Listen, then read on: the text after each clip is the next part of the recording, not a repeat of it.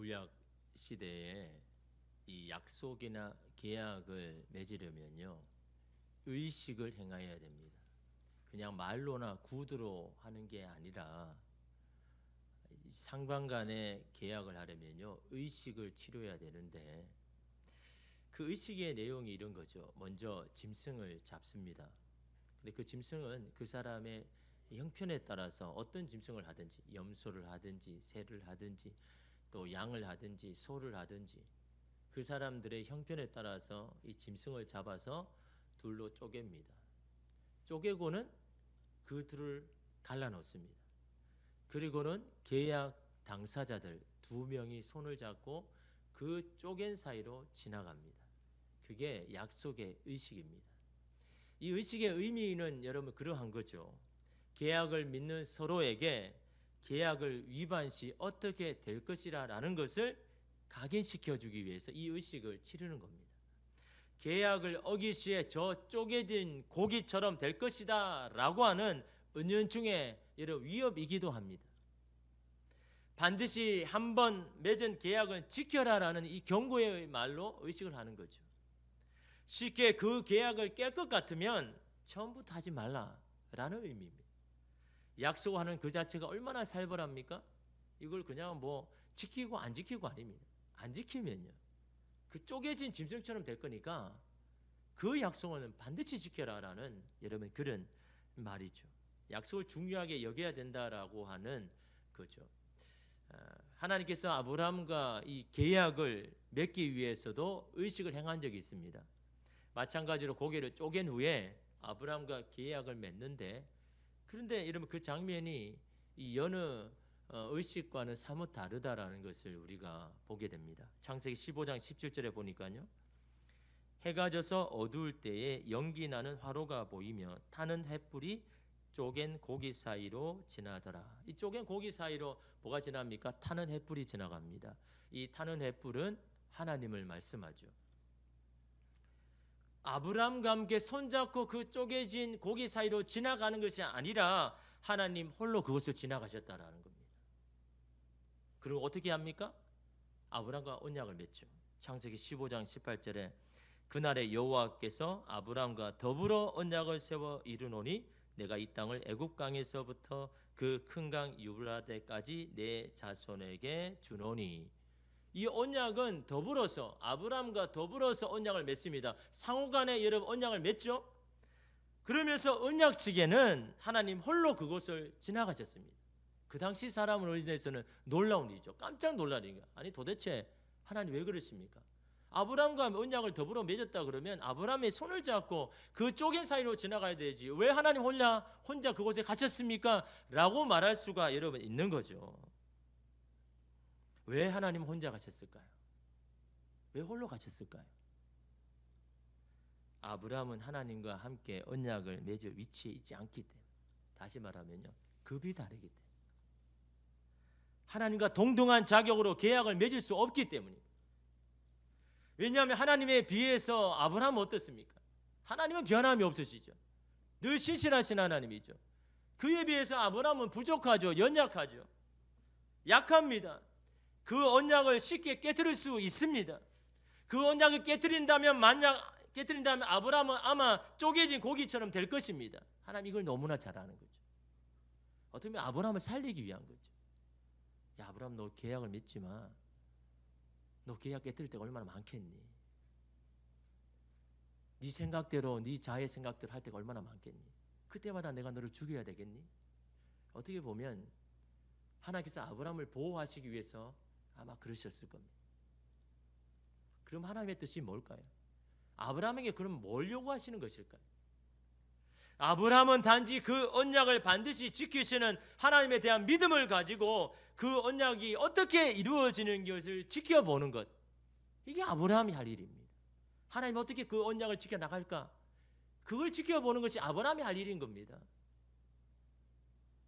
오늘 말씀에 야곱은 하나님과 이 계약, 거래를 하는 모습을 보게 되죠. 근데 야곱의 인생은요, 항상 거래의 인생입니다. 무언가를 얻기 위해서 항상 거래를 합니다. 더욱이 야곱은요, 항상 유리한 위치와 상황에서 여러분 거래를 합니다. 결코 여러분 불리한 상황에서 거래하지 않습니다. 형 에서와도 장자권을 가지고 거래를 하죠. 팥죽을 여러분 가지고 하는데 평상시에 합니까? 아니죠. 에서가 막 너무나 배고파서 죽을 지경이 되었습니다. 그때 여러분 팥을 내밀고 장자권과 거래를 하는 겁니다. 죽게 생겼는데 장자권이 뭐가 소용이 있겠습니까? 그러니까 여러분 이 에서와 함께 이 장자권을 거래하죠. 또한 아버지 이삭도 마찬가지입니다. 이삭이 여러분 잘 보려고 시력이 너무 좋을 때 그때 여러분 거래를 합니까? 아니죠. 이삭이 나이가 들어가지고 더 이상 눈 안고도 보지 못하고 귀로만 들을 수밖에 없을 때 그런 상황에 여러분 야곱이 준비했다가 여러분 에서로 변장해서 음식을 만들어 가지고 장자의 축복을 나에게 달라라고 이 맛있는 음식을 드릴 테니까 장자를 위한 축복의 기도를 해달라고 여러분 그렇게 이야기하죠. 외삼촌 라반과도 마찬가지잖아요. 사랑한 여인을 얻기 위해서 어떻게 딜합니까? 내가 이 여인을 위하여서 20년 동안 아무것도 받지 아니하고 종처럼 일하겠습니다. 라반의 입장에서는 거절할 이유가 없잖아요. 아니 무보스로 20년 동안 일해주겠다 하는데 왜 거절하겠습니까? 그런데 여러분 항상 유리한 위치 상황에서 거래한 야곱의 인생이 어떻습니까? 항상 그것 때문에 어려움을 당합니다. 그것 때문에 도망자가 됩니다. 여러분 유리한 위치, 유리한 상황 그게 중요한 게 아니라 그 일이 합당한 것인가, 그 일이 하나님이 원하시는 일인가 그게 중요한 겁니다. 아무리 합당한 일, 좋은 것 여러분 선택하면요 그 결국 그것 때문에 위험해집니다. 힘들어집니다. 그 일이 정말 합당한 일인가, 정말 하나님 원하시는 일인가 그거 먼저 생각하셔야 되는 거죠. 그럴 때 하나님께서요 그 결정 가운데 하나님께서 하신 놀라운 것들을 보게 되는 겁니다. 오늘 말씀에도 하나님과 거래를 하는 야곱을 보죠. 지금 야곱은 빈손입니다. 아무것도 없죠. 너무나 두려운 가운데 어떻게 합니까? 마을로도 고을로 들어가지도 못합니다. 광야에서 잠을 잡니다. 잘 곳이 없어 그런 게 아니라 사람들이 너무 무서운 겁니다. 그래서 마을로 들어가지도 못하고 그냥 광야 그 한복판에서 돌을 베개 삼고 여러분 자는데 거기에 꿈을 꾸죠. 그 꿈 가운데 뭐가 나타납니까? 하늘을 향하여 사다리가 막 있고 거기에 천사가 오르락 내리락 하죠. 그러면서 하나님이 나타나셔서 말씀하죠. 그래서 꿈을 꿨습니다. 꿈을 깼습니다. 하나님이 자신과 함께 하신다라는 사실을 알게 된 야곱이 여러분 아침부터 한 것이 뭡니까? 18절에 보니까 야곱이 아침에 일찍이 일어나 베개로 삼았던 돌을 가져다가 기둥으로 세우고 그 위에 기름을 붓고 그것을 기념하는 의식을 행하는데 돌 위에 기름을 붓는다는 것은 구별한다는 거예요. 자신이 꾼 꿈과 그 꿈을 꾼 이곳에 의미를 부여하기 위함인 거죠. 이것은 예사로운 것이 아니라고 생각한 겁니다. 그냥 지나쳐서 될 일이 아니라고 생각을 한 거죠. 이곳에 나타나셔서 내게 말씀하신 하나님, 이런 하나님 한 분 정도는 앞으로 나의 살아가는 길에 필요하다고 여러분 생각을 한 겁니다. 하나님이 함께 하기만 하면 앞으로의 인생도 무난할 것이라고 믿었습니다. 그래서 그거 한 것이 뭡니까? 그가 항상 습관적으로 해왔던 거래를 합니다.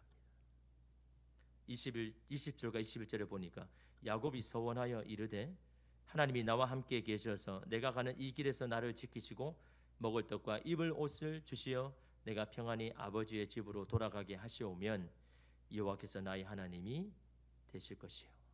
소원이라고 이야기했지만 이게 소원입니까? 거래죠. 이러면 소원이라면요 하나님 제가 뭐 이렇게 하겠습니다 저렇게 하겠습니다 그 말만 하는 겁니다. 나를 지키고 보호해 주시면, 그래서 아버지 집에 다시 오게 하시면 내가 당신을 정말 하나님이라고 해서 내가 인정하겠습니다. 여러분 이게 거래 아닙니까? 만약 당신이 이렇게 해 주시면 나는 그렇게 하겠습니다. 이게 거래잖아요. 만약 그렇게 하지 않으면 저는 당신을 하나님을 인정하지 않겠습니다. 여러분 이게 거래잖아요. 저도 어릴 때 신앙이 약할 때는요 그런 거래를 한 적이 있습니다. 고3이 되어가지고 주일 저녁 예배에 예배를 드렸습니다.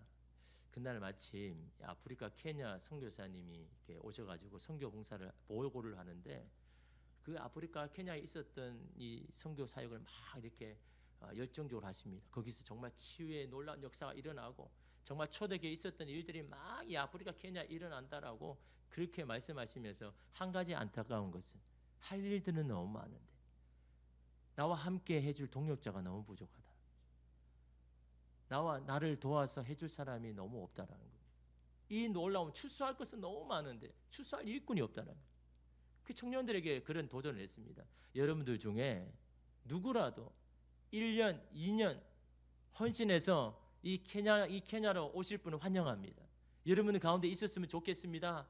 라고 그렇게 막 이야기하는데 고3인 제가 마음이 뜨거워지는 겁니다. 청년들은 뭐 그냥 시무룩합니다.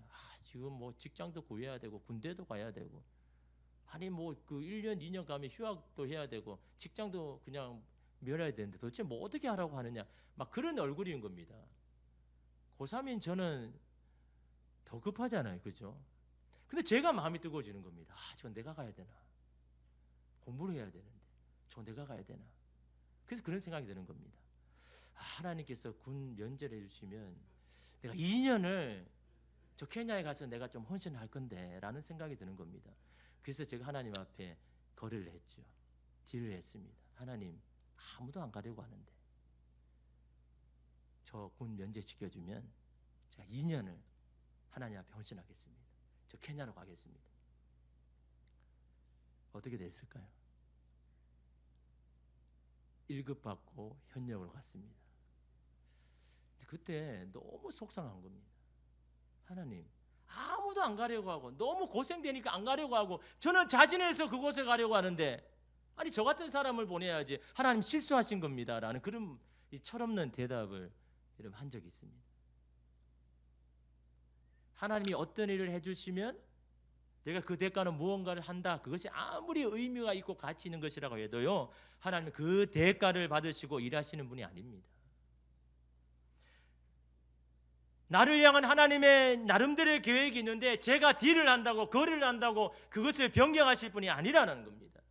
즉 제가 하나님과 거래를 하는 그 자체가 문제가 있다는 겁니다. 제가 하나님과 어떻게 같은 위치에서 거래를 할 수 있습니까? 야곱도 마찬가지죠. 자신을 이 위험천만한 앞으로의 길에서 생명을 지켜주시면 그때 내가 하나님을 진심으로 믿겠다는 것, 먼저 나의 청을 들어달라고 하는 것 아닙니까? 야곱은 계속해서 거래를 합니다. 22절에 보니까 내가 기둥으로 세운 이 돌이 하나님의 집이 될 것이요 하나님께서 내게 주신 모든 것에서 10분의 1을 내가 반드시 하나님께 드리겠나이다 하였더라. 하나님이심을 인정하는 정도가 아니라 기념하여 세운 이 돌 위에 하나님을 위한 집을 짓겠습니다. 하나님이 내게 많은 것을 허락하시면 그분의 10분의 1을 하나님께 드리겠습니다 라고 그렇게 말합니다. 여러분 하나님은요 구걸하시는 분이 아닙니다. 하나님은 부족함이 없는 분입니다. 왜 하나님은 그런 하나님 만드십니까? 우리의 것을 드리지 않는다고 그것이 없어서 걱정하시는 분이 아닙니다. 모든 것을 가지신 분 아닙니까? 여러분 예를 들어서 한 사람이 재벌 총수를 만났습니다. 이 사람이 지금 자기 고향에 펜션을 지으려고 계획을 한 거죠. 근데 여러분 어떻습니까? 시골에는 진입도로가 없으면 허가는 안 내주죠. 메인도로와 진입도가 있어야 건물을 짓거나 뭐 펜션을 하는데 진입도로가 없는 겁니다. 그래서 이 사람이 이 재벌 총수를 찾아와서 당신이 나를 도와주셔서 이 시청의 건축가에 이 진입도로가 허가되도록 해주신다면 제가 짓는 이 펜션에 한 달을 숙박할 수 있는 권리를 드리겠습니다. 여러분 이 제안을 받은 재벌 총수는 어떨까요? 아니 나는 호텔이 여러 개가 있는데 저 시골의 그 작은 펜션 그것도 한 달을 숙박할 수 있는 권리를 내게 준다고? 나는 필요 없는 건데 그 제안을 받아들이겠습니까? 거래 자체가 안 되는 겁니다. 그렇잖아요. 아니 호텔을 여러 개 가지고 있는 사람한테 그 작은 펜션 그 한 달을 여러분 그걸 준다고 여러분 자신을 위해서 힘을 써달라고 그러면 여러분 그 거래가 성사가 되겠습니까? 거래라는 것은 대등한 위치에 있을 때 가능한 거잖아요. 내가 원하는 것을 상대가 가지고 있을 때 상대가 원하는 것을 내가 가지고 있을 때 그때야 이 거래가 이런 가능한 건 아닙니까? 이런 하나님과 우리가 거래한다 그러면요 하나님이 원하는 것 여러분 가운데 가지고 있는 것이 있습니까? 물론 우리는 하나님이 가진 것 중에 우리가 원하는 것이 분명히 있죠. 근데 우리는 하나님 앞에 내어놓을 게 없는 겁니다. 하나님이 원하시는 건 아무것도 없는데 모든 것을 가지고 계시는 주인 되신 하나님 앞에 하나님 내가 요거 드리실 테니까 하나님 내 원하는 거 들어주십시오. 이게 거래 자체가 여러분 안 되는 겁니다. 그럼에도 우리는 하나님과 이런 거래를 할 때가 얼마나 많습니까? 이것 때문에 시험이 들기도 하고요. 하나님으로부터 멀어지기도 하고 믿음의 자리에서 박차고 나갈 때가 얼마나 많습니까? 하나님 합격하게 해주시면 내가 이렇게 하겠습니다. 건강을 다시 되찾게 해주시면 제가 하나님 위해서 살겠습니다. 이 문제를 해결해 주시면 제가 평생을 하나님의 곁을 떠나지 않겠습니다라고 얼마나 하나님과 거래를 많이 합니까? 불합격해도 하나님을 믿어야죠. 건강하지 못해도 하나님 위해서 살아야죠. 가난해져도 하나님의 마음으로 나누고 베풀어야죠. 문제가 해결되지 않아도 신앙의 자리를 지켜야죠.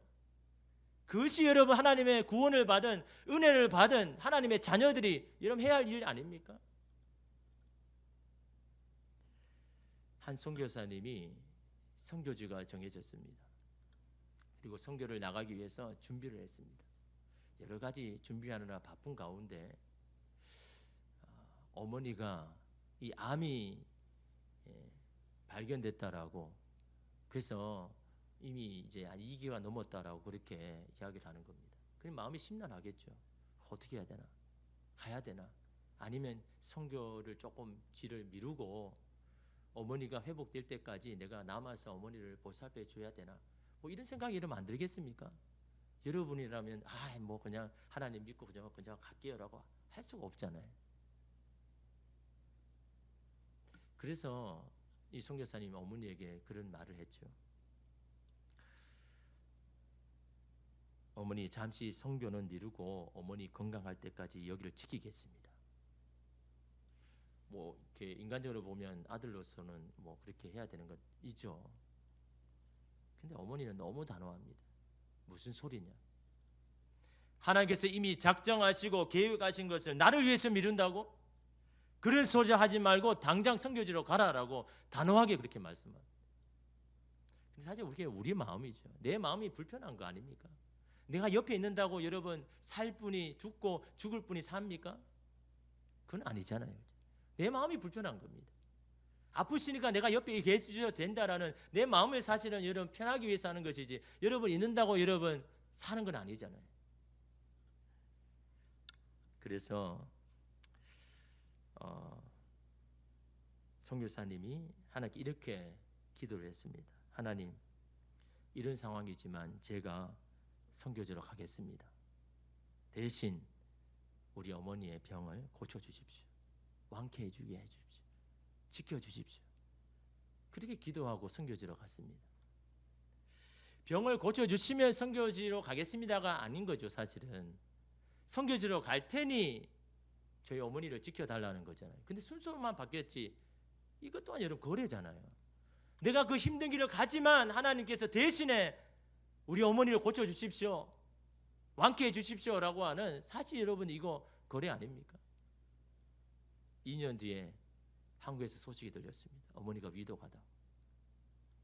한국에 들어오니까 호흡기를 달고 있는 어머니를 보니까 막 속상하는 거예요. 하나님 왜? 이 말밖에 안 나는 거예요. 하나님 왜요? 하나님 제가 선교지로 갔지 않습니까? 그렇다면 하나님은 제 어머니를 지켜주셔야죠. 너무나 서운한 마음이 들었습니다. 왜 그렇지 않겠습니까? 이렇게까지 했는데 왜 하나님은 이 선교사님의 청을 들어주지 않는 걸까요? 우리는 하나님의 계획을 알 수 없습니다. 그러나 분명한 것은 하나님 우리의 인생을 향한 놀라운 계획을 가지고 계신다라는 거예요. 그 계획대로 하나님 일하신다라는 거예요.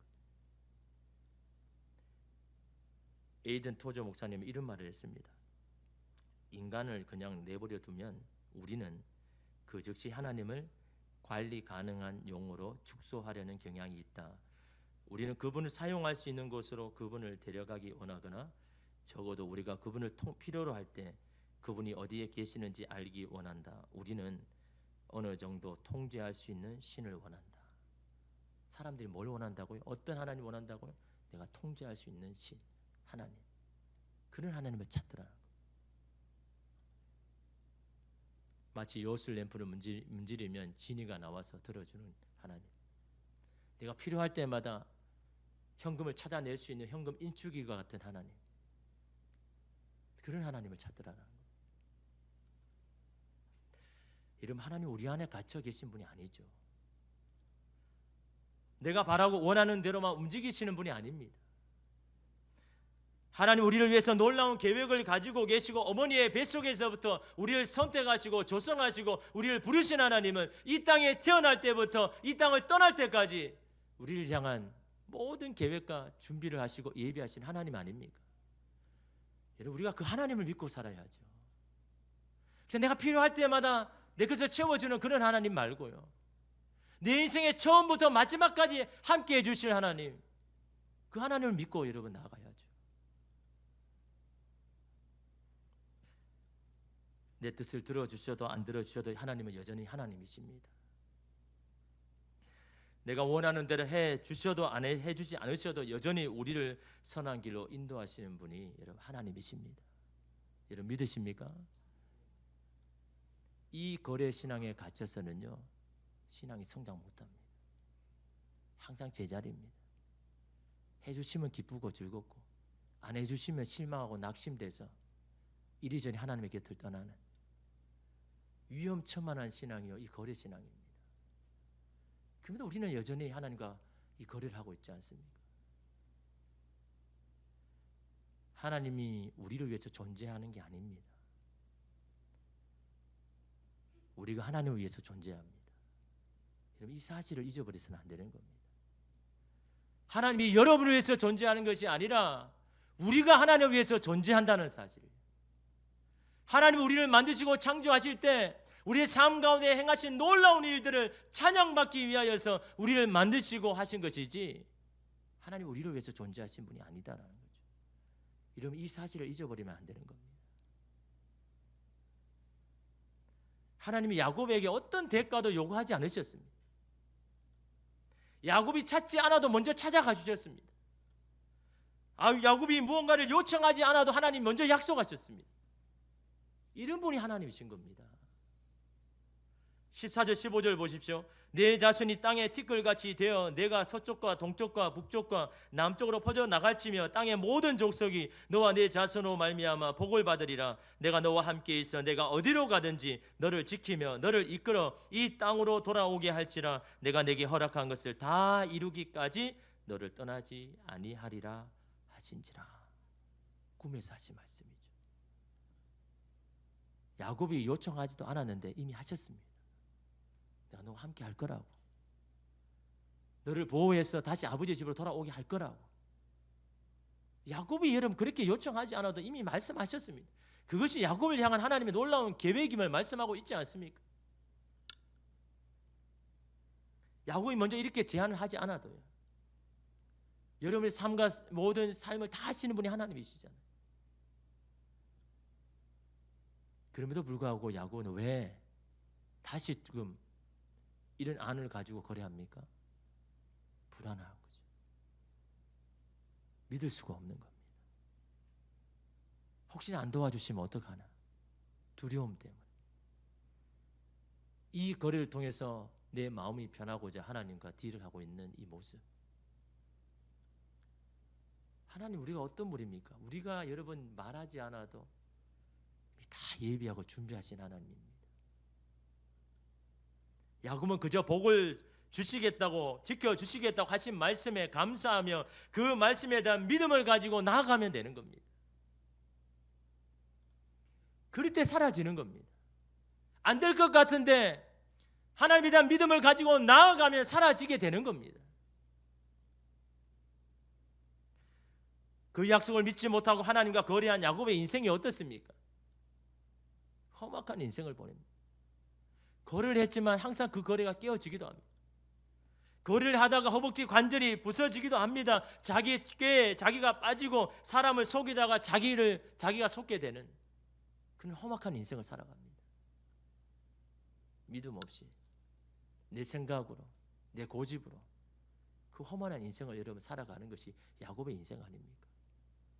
어떻게 보면 하나님의 놀라운 계획의 걸림돌이 바로 우리 자신입니다. 깨어지지 않은 우리의 우리 자존심, 고집, 아집, 하나님을 믿지 못하고 여전히 세상 가운데 두려움 가운데 서 있는 오늘 우리가 하나님의 놀라운 계획에 이런 걸림돌 아닙니까? 우리가 그것을 깨뜨리고 다시금 하나님이 우리 어떤 하나님이신지를 우리가 믿고 믿음으로 나아갈 때 야곱과 함께 하신 하나님, 야곱을 지키신 하나님, 야곱을 하려고 다시금 아버지의 집으로 돌아오게 하신 하나님, 그 하나님이 오늘 우리 가운데도 함께 하시고 역사하여 주실 줄 믿습니다. 거래를 중지하고 예비하신 하나님에 대한 찬양과 감사로 나아가십시오. 이스라엘 위에서 구름을 모으시고 비를 준비하신 하나님, 오늘 우리 가운데도 하나님의 놀라운 예비하심, 준비하심이 있습니다. 믿음을 가지고 나아가는 모든 자에게 부어주시는 그 하나님을 경험하고 그 하나님을 찬양하고 감사하는 저와 여러분 되시기를 주님의 이름으로 축복합니다.